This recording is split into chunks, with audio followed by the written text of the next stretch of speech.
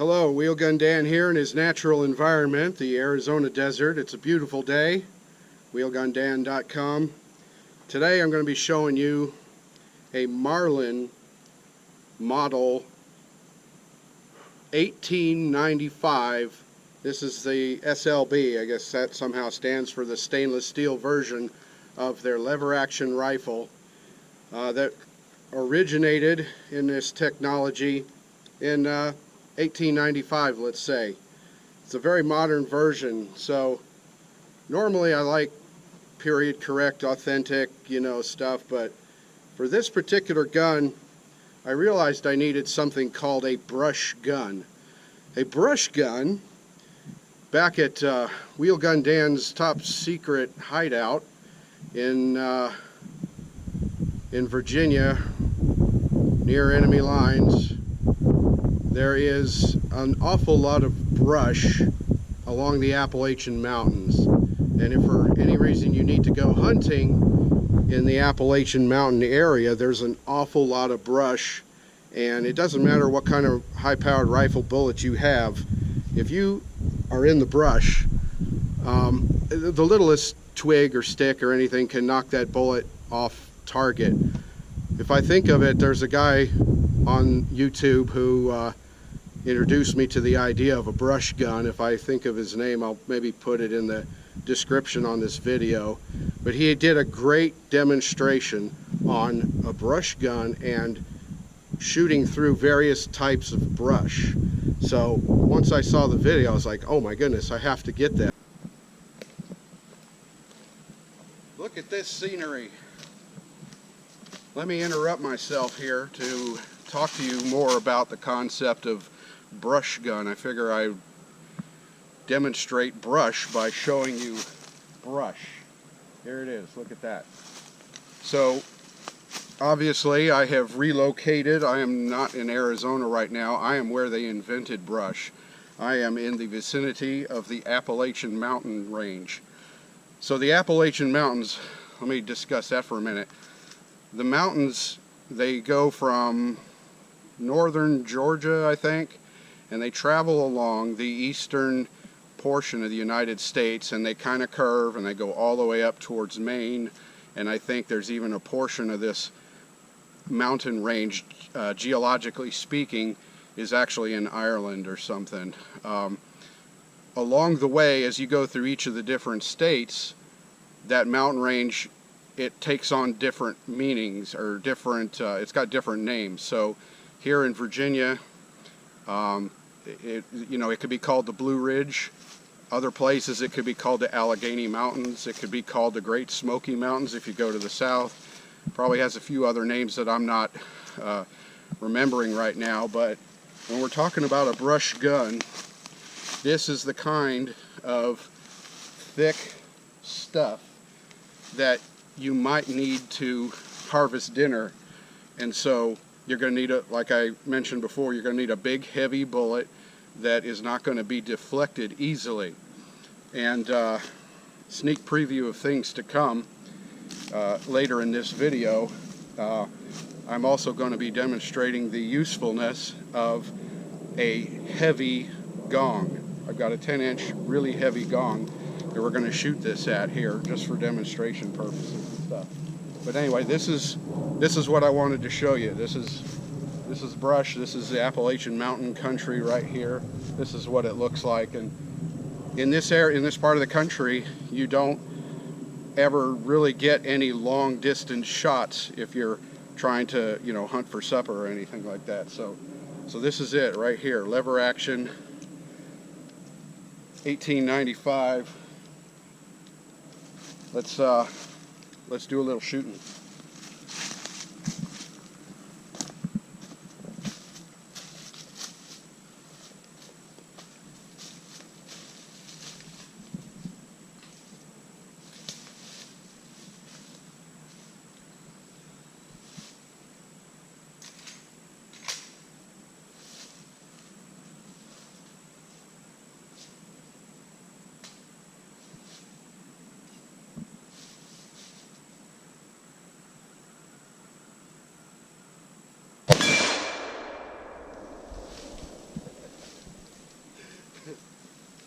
safety on here.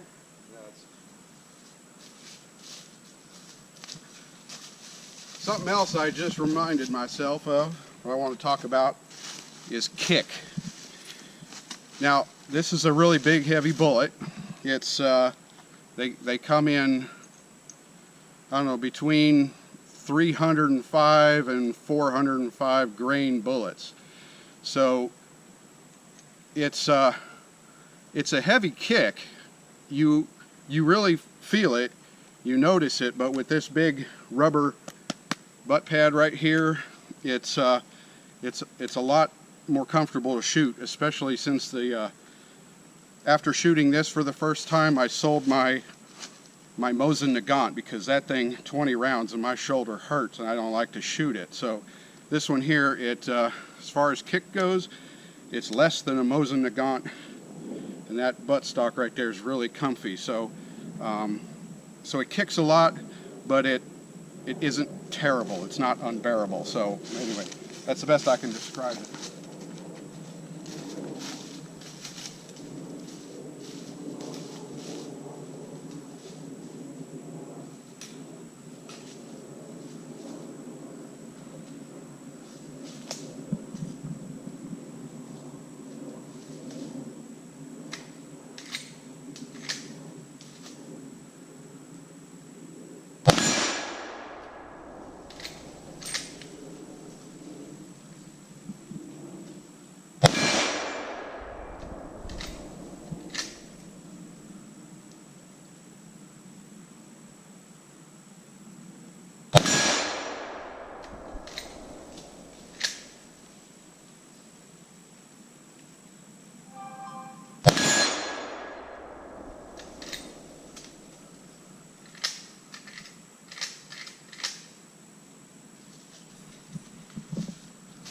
Does that gong mean that supper's ready?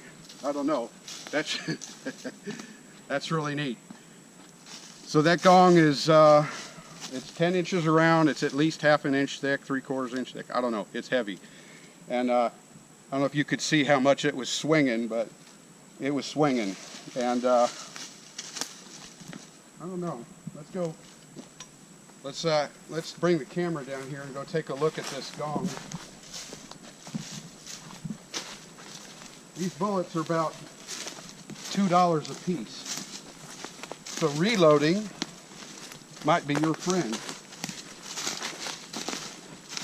I think this is where poison ivy was invented. But anyway, that and I think I see some poison oak too. But anyway, so here we go. Brand new gong, everything right on the money at I don't know, how far do you think that is? Is that about 50 yards? 25, 30 yards. 25, 30 yards, yeah. So anyway, let's go take some more shots.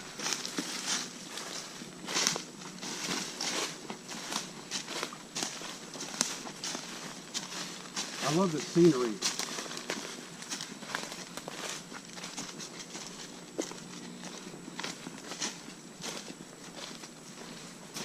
I like my new stick also. This is neat.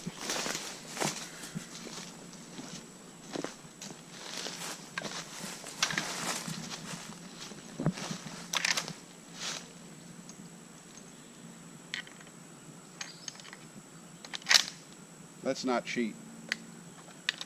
We'll do it the safe way, right?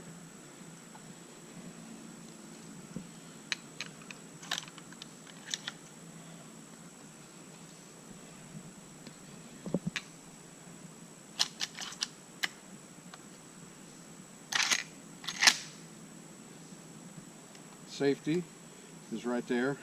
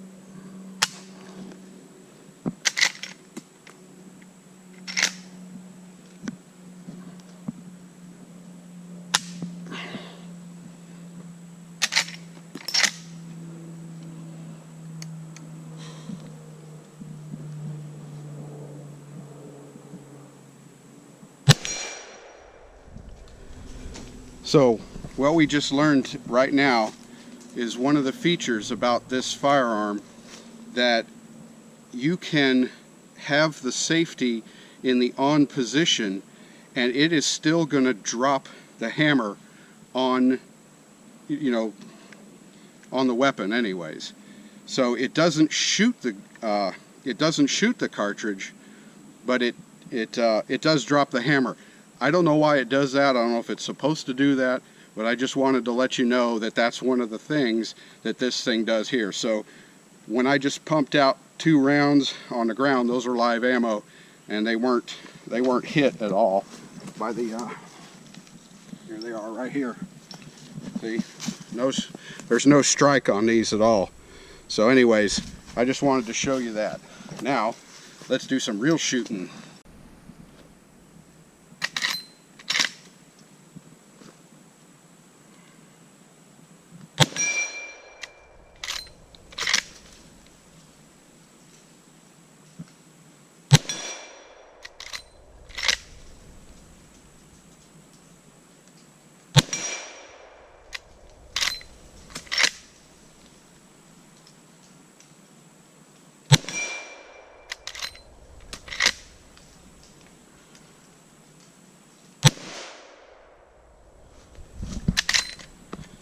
Nope, we got one more.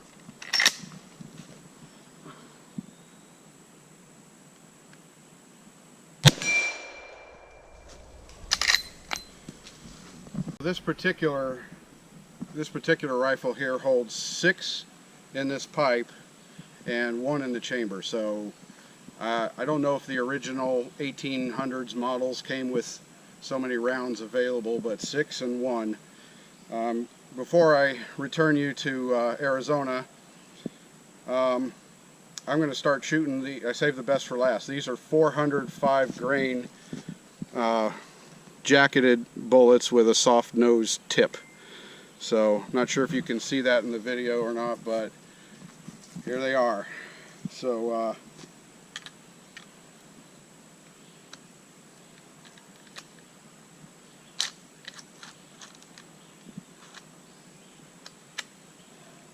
see you back in Arizona.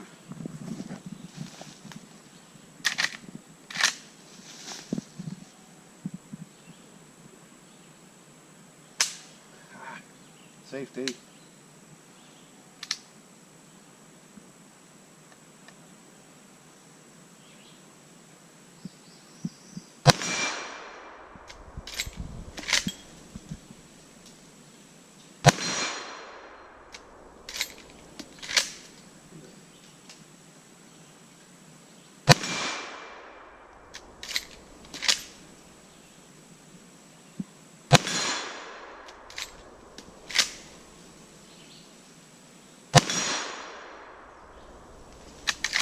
So these bullets, and these are the light ones.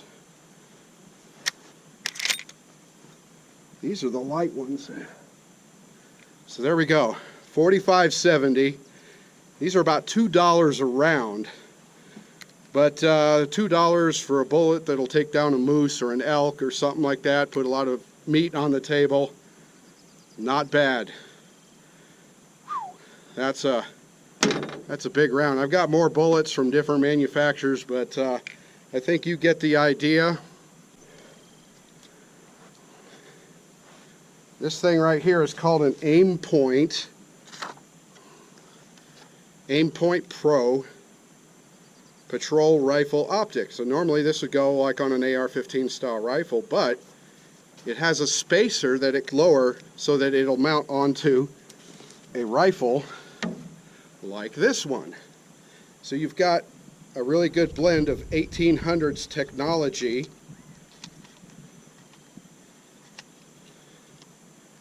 and 21st century technology.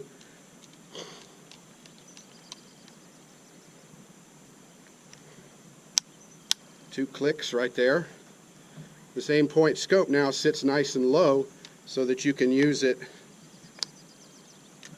on your rifle. Now, this here 3-year battery life. They say you can turn it on, leave it on, and get 3 years of battery life out of this aim point scope, 2 MOA dot, minutes of angle dot. The brightness is adjustable right here. You can also turn a kick.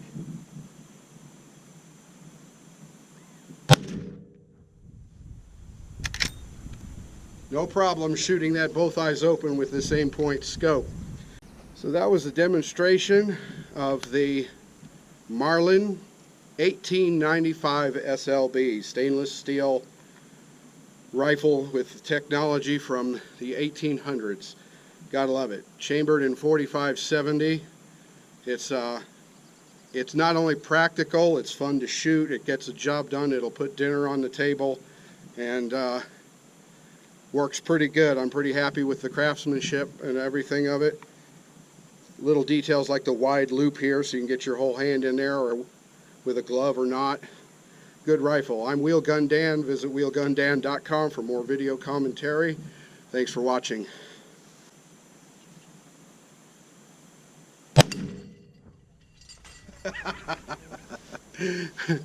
I don't know if the camera can see that or not, but I just knocked over the entire hanger of all the steel plates I had down there. So